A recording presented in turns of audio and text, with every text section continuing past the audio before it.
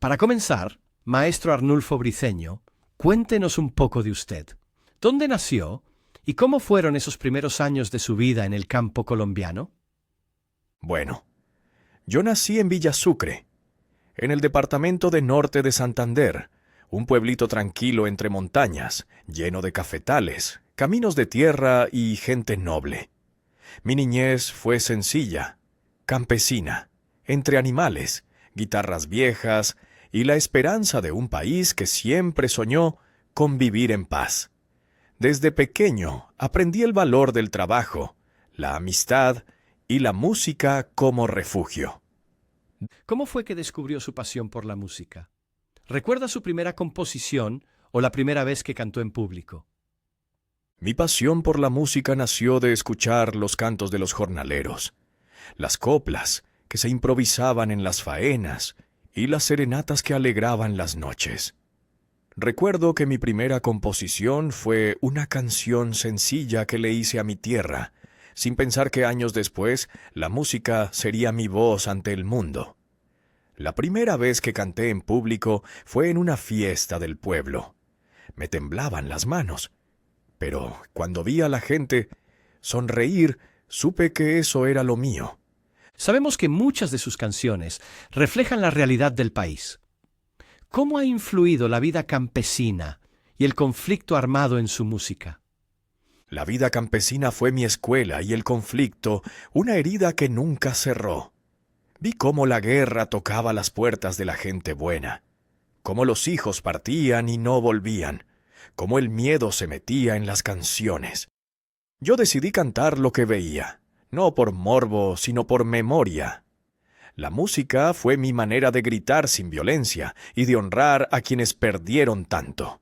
Entremos en una de sus obras más conocidas, ¿A quién engañas, abuelo?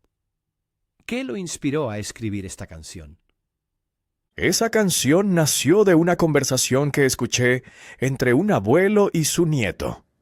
El viejo le contaba historias de valentía y honor, pero en sus ojos se notaba el cansancio y el arrepentimiento. Me di cuenta de que muchos abuelos guardan dentro de sí los recuerdos de la guerra, tratando de disfrazarlos de orgullo. Esa mezcla de dolor y silencio fue la chispa que encendió la letra. ¿Podría contarnos alguna historia o momento real que haya motivado su letra? ¿Fue inspirada en alguien en particular? Sí, hubo un abuelo en mi pueblo que perdió a sus hijos en la violencia. Siempre hablaba de ellos con orgullo, pero un día lo vi llorando solo frente al retrato. En ese momento entendí que detrás del orgullo se escondía una profunda tristeza. Esa imagen nunca se me borró. Así nació A quién engañas, abuelo, una canción dedicada a todos esos viejos que cargan el peso de la guerra. La canción tiene un mensaje muy profundo sobre la guerra y la memoria. ¿Qué buscaba transmitir con ella al público colombiano? Yo quería que la gente se mirara en ese espejo, que entendiera que la guerra no deja ganadores, solo heridas. Quise decirle al país que recordar también es sanar, que el silencio puede ser tan doloroso como las balas. Buscaba que las nuevas generaciones escuchen y digan, no queremos repetir esa historia. ¿Cómo fue la reacción del público cuando la interpretó por primera vez? ¿Se imaginó que llegaría a tener tanto impacto? La primera vez que la canté, el público quedó en silencio. No hubo aplausos inmediatos, solo miradas y lágrimas. Fue entonces cuando entendí que la canción no era mía, era del pueblo. Nunca imaginé que llegaría tan lejos ni que décadas después seguiría siendo un himno de memoria. Usted siempre ha defendido la música popular y campesina. ¿Qué significa para usted que sus letras sigan vigentes hoy en día? Me llena de orgullo, pero también de tristeza. Orgullo porque la gente sigue sintiendo mis canciones.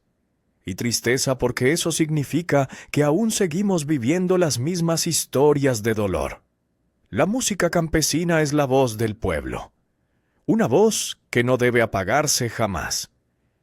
Si pudiera hablarle al abuelo de su canción hoy, o a las nuevas generaciones, ¿qué mensaje les daría sobre la paz y la memoria del país? Le diría al abuelo que ya puede descansar, que no tiene que fingir más.